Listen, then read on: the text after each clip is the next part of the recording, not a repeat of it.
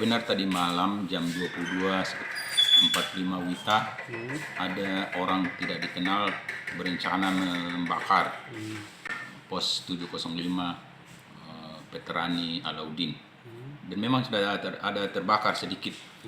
Pelaku membakar spanduk dan ban bekas, kemudian diletakkan di pintu belakang pos. Kemudian pintu terbakar dan merembet ke dalam ruangan istirahat, dan ada springbed yang terbakar. Ada saksi di situ melihat. Ini dilakukan orang yang tidak dikenal, dan polisi sementara melakukan penyelidikan untuk mengungkap siapa pelaku. Ada juga tulisan polisi pembunuh supporter Arema. Ini mungkin berkaitan dengan kejadian Stadion Kanjuruhan Malang, sepak bola. Harapan kita kepada seluruh masyarakat untuk tidak terpancing dengan aksi provokasi, karena akan supaya masyarakat tetap tenang, dan memang Kota Makassar kita dalam kondisi aman dan kondusif. Jangan sampai terjadi hal yang tidak diinginkan karena kepanikan.